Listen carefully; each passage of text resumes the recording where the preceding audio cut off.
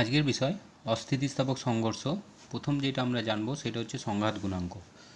তো এক্ষেত্রে আমরা দুটো বস্তু ধরে নিচ্ছি। প্রথম বস্তুর ভর ধরে নিচ্ছি m1, দ্বিতীয় বস্তুর ভর আমরা ধরে নিচ্ছি m2। ধরে নিচ্ছি প্রথম বস্তুটা u1 বেগে যাচ্ছে এবং দ্বিতীয় বস্তুটা u2 বেগে যাচ্ছে। এবার যদি প্রথম বস্তুটা দ্বিতীয় বস্তুর সাথে সংঘর্ষ করতে চায় তাহলে আমরা এখানে ছবি থেকে বলতে পারি যে u1 গ্রেটার দ্যান u2 হবে। অর্থাৎ আমরা এখানে লিখতে পারবো u1 মাইনাস u2, অর্থাৎ এটাকে আমরা বলতে পারি আগমন বেগ। অর্থাৎ সংঘর্ষের আগে দুটি বস্তু পরস্পরের দিকে যে বেগে এগোবে সেটাকে বলা হচ্ছে আগমন বেগ বা ভেলোসিটি অফ অ্যাপ্রোচ। এইবার ধরে নিচ্ছি এদের মধ্যে পরস্পর সংঘর্ষ হয়েছে m1 আর m2-তে। এবার এরা যদি পরস্পরের থেকে দূরে সরে যায়, m1 এটা m2 নিচ্ছি, ধরে নিচ্ছি m2টা সরে যাচ্ছে v2 বেগে এবং m1টা ধরে নিচ্ছি সরে যাচ্ছে v1 বেগে।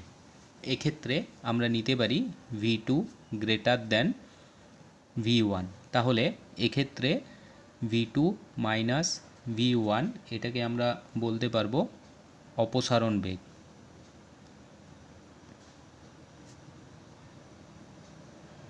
তাহলে এইখানে দুটো আপেক্ষিক বেগ পাচ্ছি, একটা হচ্ছে আগমন বেগ আর একটা অপসারণ বেগ। অপসারণ বেগ বলতে আমরা বলতে পারবো সংঘর্ষের পর যে বেগ নিয়ে এরা পরস্পর থেকে দূরে সরে যাচ্ছে। তাহলে এখান থেকে আমরা সংঘাত গুণাঙ্কে আসতে পারি। তাহলে সংঘাত গুণাঙ্ক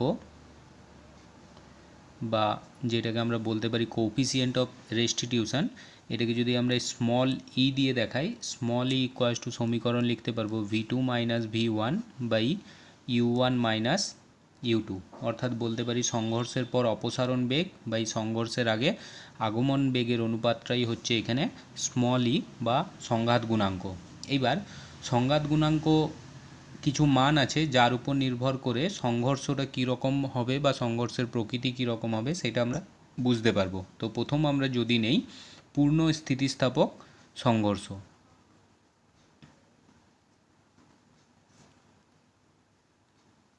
পূর্ণ স্থিতিস্থাপকের ক্ষেত্রে ই ইকুয়ালস টু 1 হয়ে যাবে। অর্থাৎ এক্ষেত্রে আমরা নিতে পারবো u1 মাইনাস u2 সমান v2 মাইনাস v1। এটা আমরা যখন পূর্ণ স্থিতিস্থাপক সংঘর্ষের জন্য ক্যালকুলেশন করেছি তখন এই সমীকরণটা এসছে। তো এক্ষেত্রে ই এর মানটা 1 হবে যদি পূর্ণ অস্থিতিস্থাপক হয়। 2 নাম্বার আমরা নিতে পারি পূর্ণ অস্থিতিস্থাপক।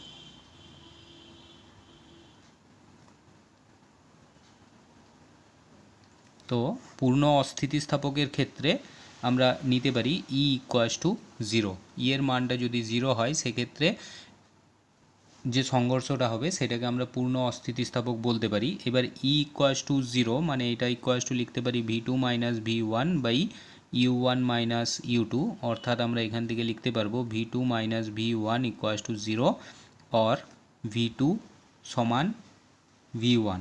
অর্থাৎ যখন সংঘর্ষ হচ্ছে সংঘর্ষের পর যখন দুটো বস্তু পরস্পর থেকে ছিটকে যাবে সেক্ষেত্রে যদি তাদের বেগটা সমান হয়, অর্থাৎ এক্ষেত্রে অপসারণ বেগ যেটা পাচ্ছি সেটার মানটা যদি 0 হয় সেক্ষেত্রে ওই সংঘর্ষটাকে আমরা পূর্ণ অস্থিতিস্থাপক সংঘর্ষ বলতে পারি। এবার যেহেতু বেগটা সমান হচ্ছে আমরা বলতে পারবো যে পূর্ণ অস্থিতিস্থাপকের ক্ষেত্রে দুটো বস্তু একসাথে জুড়ে গিয়ে সামনের দিকে এগোতে শুরু করবে, যেক্ষেত্রে কী হবে দুটোর বেগ সমান হবে। তো সেটাকে আমরা পূর্ণ অস্থিতিস্থাপক বলতে পারি। যেমন যদি একটা কাদার তাল বা একটা নরম বস্তুকে কোনো গাড়ির দিকে ছুঁড়ে দেই এবং ওই বস্তুটা যদি গাড়িতে গিয়ে চিটে যায় সেক্ষেত্রে এই ধরনের সংঘর্ষকে আমরা পূর্ণ অস্থিতিস্থাপক সংঘর্ষ বলতে পারি, যার জন্য সংঘাত গুণাঙ্কের মানটা হয়ে যাবে 0। তো এক্ষেত্রে পূর্ণ স্থিতিস্থাপক বা পূর্ণ অস্থিতিস্থাপক কোনোটাই বাস্তবে সম্ভব নয়। বাস্তবে যেটা সম্ভব সেটা হচ্ছে আংশিক স্থিতিস্থাপক। তাহলে এখানে 3 নাম্বার পয়েন্ট আমরা নিতে পারি আংশিক স্থিতিস্থাপক। এই সংঘর্ষটা নেব। তো যেহেতু আংশিক মানে এর মধ্যে পূর্ণও থাকবে না, বা লিমিটিং ভ্যালু আমরা নিতে পারি। পূর্ণর ক্ষেত্রে এটা ই ইকুয়ালস টু 1 ছিল, তাহলে পূর্ণ স্থিতিস্থাপক যদি না হয় তাহলে ই এর থেকে কিছুটা এটা ছোট হবে, মানে একটা শর্ত হবে ই লেস দ্যান 1, কারণ ইকুয়ালস টু 1-এর জন্য এটা পূর্ণ স্থিতিস্থাপক হয়ে যাবে। এবং যাতে পূর্ণ অস্থিতিস্থাপক না হয় তাই এটা শূন্য হতে পারবে না, মানে আমরা বলতে পারবো ই গ্রেটার দেন 0, অর্থাৎ ই এর লিমিটটা যদি এরকম হয় ই লেস দেন 1 গ্রেটার দেন 0, তার ক্ষেত্রে আমরা বলতে পারবো যে সংঘর্ষটা ঘটবে সেটা আংশিক স্থিতিস্থাপক সংঘর্ষ হবে। এবার স্থিতিস্থাপক আর অস্থিতিস্থাপক সংঘর্ষের যেটা বেসিক ডিফারেন্স ছিল, স্থিতিস্থাপকের ক্ষেত্রে দুটো শর্ত, একটা হচ্ছে ভরবেগ সংরক্ষিত ছিল, গতিশক্তি সংরক্ষিত ছিল, কিন্তু অস্থিতিস্থাপকের ক্ষেত্রে যেটা শর্ত পেয়েছিলাম সেক্ষেত্রে ভরবেগ সংরক্ষিত থাকলেও গতিশক্তি কোনোভাবেই সংরক্ষিত থাকবে না। যদি ওই রকম শর্ত আসে সেক্ষেত্রে ওটাকে আমরা অস্থিতিস্থাপক বলতে পারবো। আর আংশিকের ক্ষেত্রে আমরা বলতে পারি সংঘাত গুণাঙ্কের মানটা 1-এর থেকে ছোট হবে কিন্তু 0-এর থেকে বড় হবে, অর্থাৎ 1 থেকে 0-এর মাঝামাঝি কোনো একটা জায়গায় তার মানটা থাকবে, সেক্ষেত্রে ওটা আংশিক স্থিতিস্থাপক হবে। নেক্সট আমরা আলোচনা করব একটি অস্থিতিস্থাপক সংঘর্ষের ক্ষেত্রে ক্যালকুলেশন করতে চাইছি। যদি কোনো একটি বলকে কিছুটা উচ্চতা থেকে ভূমির উপর ছেড়ে দেই সেক্ষেত্রে সেটা আমরা দেখি যে বারবার ড্রপ খেতে থাকে, তার জন্য আমরা ক্যালকুলেশন করব, আর তার জন্য দেখব তার টোটাল অতিক্রান্ত দূরত্বটাই বা কতটা হবে আর তার মোট অতিবাহিত সময়টাই বা কতটা হবে, সেটা আমরা ক্যালকুলেশন এক্ষেত্রে করতে চলেছি। তো সেটা করবার জন্য ধরে নিচ্ছি এইটা মেঝে বা ভূমি আছে। এবার কোনো একটা উচ্চতা থেকে যদি বলটাকে ছেড়ে দেওয়া হয়, ধরে নিচ্ছি এখান থেকে আমরা একটা বলকে মেঝের দিকে ছেড়ে দিয়েছি, এই উচ্চতাটা প্রাথমিক ক্ষেত্রে ধরে নিচ্ছি স্মল এইচ। এইবার বস্তুটা কি করবে, এখানে গিয়ে ধাক্কা খাবে, ধাক্কা খাওয়ার পর এটা আবার বিপরীত দিকে বেশ কিছুটা ফিরে আসবে। তো যেখান থেকে ফেলা হয়েছে সেখানে অবশ্যই ফিরবে না, কারণ এখানে কিছুটা শক্তি হ্রাস পাবে। আগেই বলা হয়েছে অস্থিতিস্থাপক সংঘর্ষের ক্ষেত্রে কি হবে, ভরবেগ সংরক্ষিত থাকলেও গতিশক্তি কিছুটা পরিমাণ হ্রাস পাবে। তো ধরে নিচ্ছি স্মল এইচ উচ্চতা থেকে পড়লেও এটা যখন ক্যাপিটাল এইচ উচ্চতায় ফিরবে, অর্থাৎ শর্ত নিতে পারি small H greater than capital H, অর্থাৎ এখানে কিছুটা শক্তি হ্রাস পাবে, অন্য শক্তিতে রূপান্তরিত হবে। এবার ধরে নিচ্ছি এক্ষেত্রে বস্তুটা নিচের দিকে যে বেগে আগমন হচ্ছে সেটা ভি, এবং এইটা যে বেগে ফেরত যাচ্ছে সেটা হয়ে যাবে ই ইন্টু ভি। এবার এই ইভি টার্মটা কোথার থেকে এলো সেটা দেখব।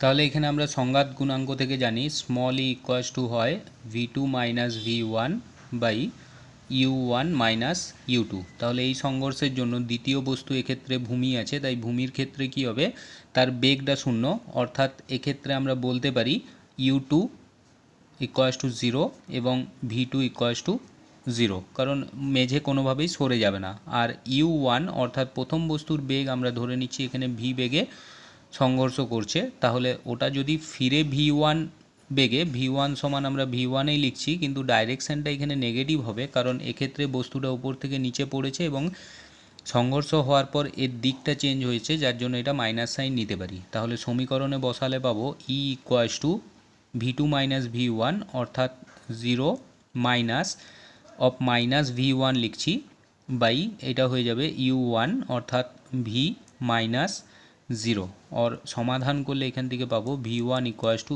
ই ইন্টু ভি। অর্থাৎ ছবিতে যেটা দেখানো হয়েছে বস্তুটা কি হয়েছে ভি বেগে নিচে এসছে কিন্তু ইভি বেগে কি হবে, ওটা ফেরত যাবে, তার প্রমাণটা হচ্ছে এটা ইভি বেগে ওটা উঠে আসবে। এবার ইভি বেগে যখন এটা এইচ উচ্চতায় উঠবে, এইচ উচ্চতায় উঠে এর অন্তিম বেগটা যদি ভি2 ধরি, এইটা ভি2 প্রাইম ধরি, এটা 0 হয়ে যাবে। তাহলে প্রথম ক্যালকুলেশনের ক্ষেত্রে, অর্থাৎ এইটা আমরা ফার্স্ট পার্ট নিচ্ছি, এই থেকে এটা আমরা সেকেন্ড পার্ট নিচ্ছি। তাহলে প্রথম পার্টের জন্য আমরা নিতে পারি যেহেতু প্রাথমিক বেগটা 0 আছে, ইউ ইকুয়ালস টু 0, অন্তিম বেগটা ভি ইকুয়ালস টু ভি নিয়েছি, উচ্চতা এস ইকুয়ালস টু এইচ আছে এবং ত্বরণ এ ইকুয়ালস টু জি লিখতে পারি। অতএব আমরা নিতে পারি ভি স্কোয়ার সমান ইউ স্কোয়ার প্লাস 2gh, और এখান থেকে লিখতে পারবো ভি স্কোয়ার সমান 2gh, और আমরা লিখতে পারি V equals to root under 2gh। এটা আমরা 1 নম্বর সমীকরণ নিচ্ছি। এবার যখন এটা সংঘর্ষ হয়ে ফিরবে, অর্থাৎ 2 নাম্বার কেসের জন্য যখন আমরা ক্যালকুলেশন করছি সেক্ষেত্রে প্রাথমিক বেগ ইউ ইকুয়ালস টু আছে ই ইন্টু ভি, অন্তিম বেগ সর্বোচ্চ উচ্চতায় যখন উঠছে সেটা 0, এক্ষেত্রে উচ্চতা S equals to capital H নিতে পারি এবং এক্ষেত্রে মন্দন কাজ করবে, সেটা হবে মাইনাস জি।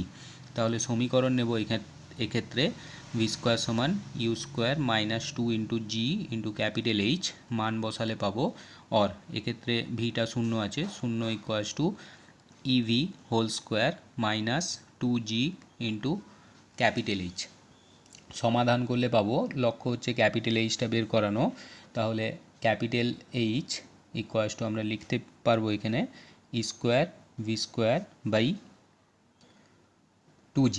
এবার এক্ষেত্রে 1 নাম্বার সমীকরণে আমরা পেয়েছি, 1 নাম্বার সমীকরণকে যদি ইউজ করি ভি ইকুয়ালস টু পেয়েছি রুট আন্ডার 2g এইচ, তাহলে যদি এখানে বসাই এইচ ইকুয়ালস টু পাবো square by 2g into square করলে 2gh, অর এটা সমাধান করলে পাবো capital H equals to square into small H, এটা ধরে নিচ্ছি 2 নাম্বার সমীকরণ। তাহলে যদি স্মল ই ইকুয়ালস টু 1 হয়, অর্থাৎ যদি পূর্ণ স্থিতিস্থাপক হয়, লিখে দিচ্ছি পূর্ণ স্থিতিস্থাপক, পূর্ণ স্থিতিস্থাপকের ক্ষেত্রে এটা 1 হয়ে যাবে, অর্থাৎ এইচ ইকুয়ালস টু এখানে small H equals two capital H, অর্থাৎ বস্তুটা যে উচ্চতা থেকে ফেলা হবে সেই উচ্চতায় কী হবে, বস্তুটা ফিরে আসবে যদি পূর্ণ স্থিতিস্থাপক হয়, অর্থাৎ সেক্ষেত্রে গতিশক্তিটা সংরক্ষিত থাকবে। নেক্সট আমরা ক্যালকুলেশন করব এখানে অতিক্রান্ত দূরত্ব, অর্থাৎ বস্তুটা এখানে বারবার উঠবে নামবে, সেক্ষেত্রে মোট দূরত্ব কতটা হবে সেটা জানবো। তাহলে এইটা প্রথমবারে এইচ পর্যন্ত নেমেছে, দ্বিতীয়বারে ক্যাপিটাল এইচ পর্যন্ত উঠেছে, তৃতীয়বারে যদি এটা বস্তুটা এখান থেকে এইরকমভাবে দেখায়, আবার যদি ওঠে নামে, ধরে নিচ্ছি এইটা এইচ প্রাইম আছে, তাহলে এইচের এক্সপ্রেশন আমরা পেয়েছি capital H equals to square into small H, অর্থাৎ যে উচ্চতা থেকে নেমেছিল তার স্কোয়ার গুণ এসছে।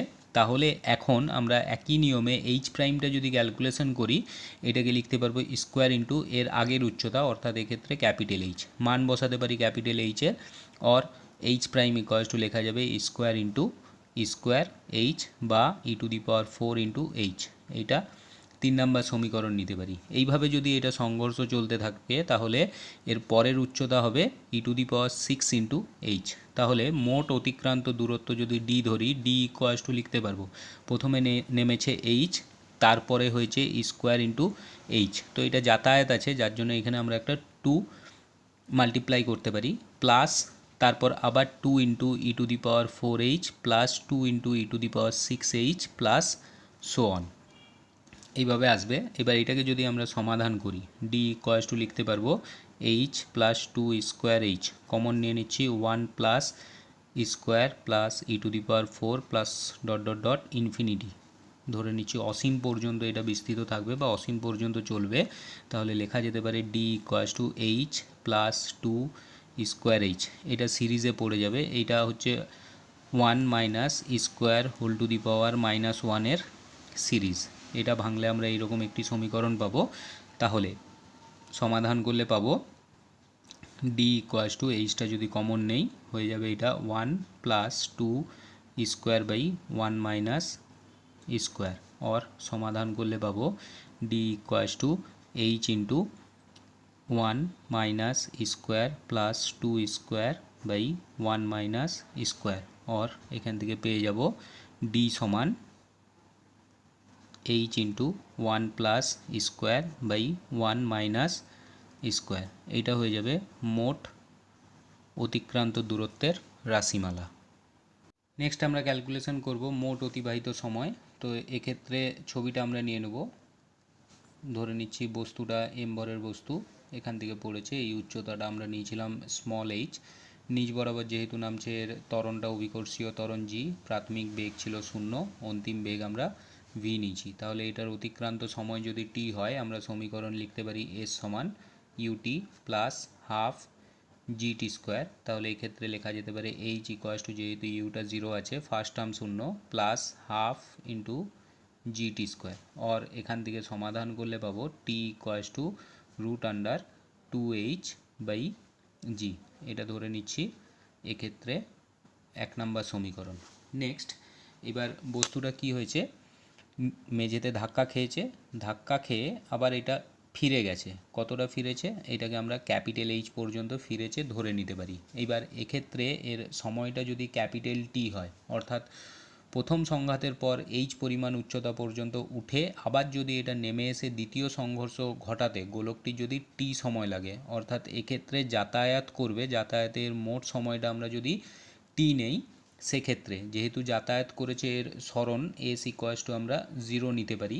এবং এক্ষেত্রে যখন এটা নিচ থেকে উপর দিকে উঠছে তখন এর বেগ ছিল ই ইন্টু ভি, এটা আগেই আমরা প্রমাণ করে দিয়েছি। তাহলে এক্ষেত্রে সমীকরণ নেব আবার এস সমান UT minus half GT square, যেহেতু উপর দিকে উঠছে মন্দন কাজ করবে। তাহলে যেহেতু অতিক্রান্ত মোট সরণটা শূন্য আছে, তাহলে শূন্য সমান লিখতে পারবো EV into T minus half into G T square. Or এখান থেকে সমাধান করে আমরা ক্যাপিটাল টিটা বের করব, লিখতে পারবো half G capital T square equals to EV into T, both side একটা টি ক্যান্সেল করলে পেয়ে যাব ক্যাপিটাল টি সমান 2 ইভি বাই জি। এবার আমরা আগেই প্রমাণ করেছি v equals to root under 2gh, তাহলে মান বসালে পাবো ক্যাপিটাল টি সমান 2e into root under 2gh by g, और লেখা যাবে ক্যাপিটাল টি সমান 2e root under 2h by g. এটা ধরে নিচ্ছি 2 নাম্বার সমীকরণ। এবার একইভাবে যদি এর পরের সংঘর্ষ হয়, এটা দ্বিতীয় সংঘর্ষ অর্থাৎ এইচ উঠেছে, পরের সংঘর্ষটা যদি নেই তাহলে এটার ক্ষেত্রে এটা ছিল এইচ প্রাইম, তো তুলনা করে নিতে পারি। এটা যদি টি প্রাইম হয় একইভাবে লিখতে পারবো এটাকে 2 square root under 2h by g, এরকম একটি সমীকরণ আসবে পরেরটার ক্ষেত্রে। তাহলে মোট সময় স্মল টি দিয়ে যদি ধরি তাহলে ওটা পেয়ে যাব রুট আন্ডার 2h বাই জি, বা এটাকে আমরা যদি টি প্রাইম দিয়ে ধরি মোট সময়টাকে, এটা হয়ে গেল প্রথম সময় 2h বাই জি, তারপরে দ্বিতীয় সংঘাতের মোট সময় অর্থাৎ 2e root under 2h by g plus 2 square root under 2h by g. এইভাবে পরপর প্রতিটা সংঘাতের জন্য একটি করে টার্ম আসবে। তাহলে সমাধান করব, or T prime equals to common নিতে পারি root under 2h by G, common নিলে এটা আসবে 1 minus 2e plus 2 square plus dot dot dot infinity পর্যন্ত যদি সংঘর্ষ হয় চলতেই থাকবে। অর এখান থেকে আমরা সমাধান করে পাবো টি প্রাইম সমান রুট আন্ডার 2h বাই জি, ভিতরে কমন নিতে পারি 1 প্লাস 2e কমন নিয়ে নিচ্ছি, এটা আসবে 1 plus e plus square plus dot dot dot infinity. और টি প্রাইম ইকুয়ালস টু হয়ে যাবে root under 2h by g into 1 plus 2e, এটা সিরিজে পড়ে যাবে, সিরিজ হচ্ছে 1 plus 1 minus e whole to the power minus 1, অর্থাৎ এইটা আসবে 1 মাইনাস ই এ সিরিজে।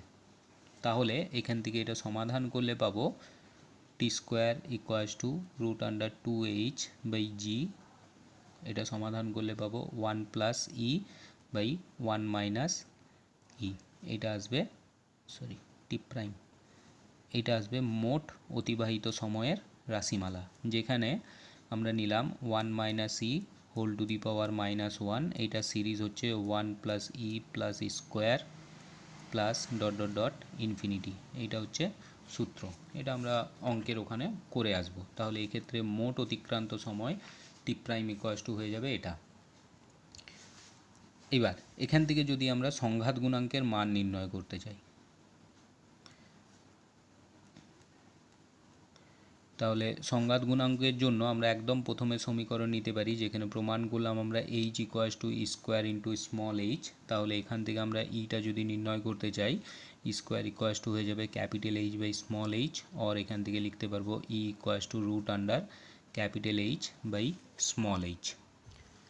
নেক্সট আমরা ক্যালকুলেশন করব বলের ঘাত। তাহলে বস্তুটা যখন এইচ উচ্চতা পড়েছে তখন এখানে এর বেগ ছিল ভি, এবার যখন এটা ফিরছে তখন এর ঊর্ধ্বমুখী বেগ ছিল ই ইন্টু ভি। তাহলে বস্তুটার ভরটা যদি এম হয় তাহলে প্রাথমিক ভরবেগ যদি p1 ধরি p1 ইকুয়ালস টু mv, অন্তিম ভরবেগ যদি p2 ধরি p2 ইকুয়ালস টু হয়ে যাবে ev ইন্টু m।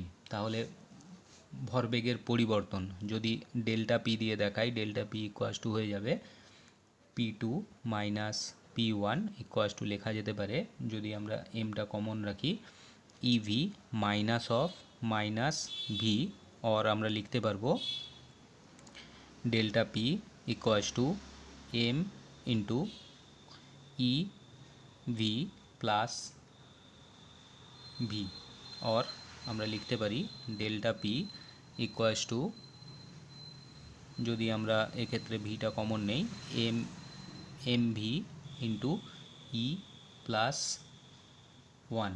এবার যেহেতু ভরবেগের পরিবর্তনটাই হচ্ছে ঘাতের মানের সাথে সমান, অর্থাৎ এখানে লিখতে পারবো বলের ঘাত